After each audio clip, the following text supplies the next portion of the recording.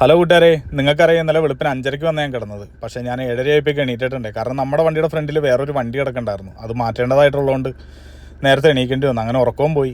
ഇവിടെയാണ് ഞാൻ ഇന്നലെ കൊണ്ട് വണ്ടി പാർക്ക് ചെയ്തത്. പല്ലൊക്കെ തേച്ച് കഴിഞ്ഞിട്ട് ഒരു ചായ കുടിക്കാൻ പോകുമെന്ന് വിചാരിച്ചു. നമ്മുടെ തോർത്ത് ചെറുതായിരുന്നു. അങ്ങനെ ഞാനൊരു തോർത്ത് വാങ്ങിക്കാനായിട്ട് വന്നിട്ടുണ്ട്. കാരണം ഇവിടെ കുളിക്കണമെങ്കിൽ വലിയ തോർത്ത് വേണം.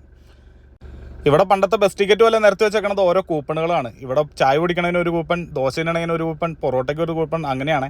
ആ കൂപ്പൺ അവിടെ കൊണ്ടു കൊടുത്ത് കഴിയുമ്പോഴേക്കും ഇതേപോലെ അന്നദാനം തന്നെ പോലെ നമുക്ക് ഫുഡ് വരും. എന്നിട്ട് അത് വാങ്ങിച്ചിട്ട് ഇതേപോലെ ടേബിളിൽ വന്നിരുന്ന് കഴിക്കാം. ഞാനിവിടെ പൊറോട്ടയും ഗ്രീൻ പീസ് കറിയാണ് വാങ്ങിച്ചത്. കാരണം ഇവിടെ വേറെ ഒന്നും വിശ്വസിച്ച് കഴിക്കാൻ പറ്റില്ല. അങ്ങനെ തിരിച്ച് വണ്ടിയിലെത്തി. വണ്ടിയിൽ വെച്ച് കിടക്കാമെന്ന് വിചാരിച്ച് കഴിഞ്ഞപ്പോൾ നല്ല വെയിലാണ്. ഇനിയിപ്പോൾ ഉറങ്ങാൻ പറ്റില്ല. അങ്ങനെ ആ വെയിലത്ത് ഇങ്ങനെ എണീറ്റിരിക്കുകയാണ്.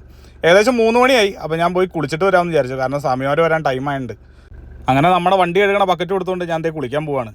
പറഞ്ഞ പോലെ തന്നെ തിരിച്ചു വന്നു കഴിഞ്ഞപ്പോഴേക്കും സ്വാമിമാർ വിളിച്ചിട്ടുണ്ട്. ഇനി അവരെ പിക്ക് ചെയ്യാനായിട്ട് പോവാണ്. അവരുടെ അടുത്ത് ഞാൻ KSRTC സ്റ്റാൻഡിൻ്റെ അടുത്ത് വെക്കാനാണ് പറഞ്ഞേക്കണേ. അങ്ങോട്ട് വണ്ടിയായിട്ട് വരാമെന്ന് പറഞ്ഞു. അങ്ങനെ നമ്മുടെ സ്വാമിമാരെ കിട്ടിയിട്ടുണ്ട്. അങ്ങനെ അവരെയും പിക്ക് ചെയ്തിട്ട് ശബരിമലയോട് യാത്ര പറഞ്ഞിട്ട് ഞങ്ങൾ നേരെ പോണത് എയർപോർട്ടിലേക്കാണ്. പോണ വഴിക്ക് അവർക്ക് പമ്പാവാലിയിൽ ഇറങ്ങണം, കുളിക്കണം എന്ന് പറഞ്ഞു. അങ്ങനെ നമ്മൾ പമ്പാവാലിയിൽ എത്തിയിട്ടുണ്ട്.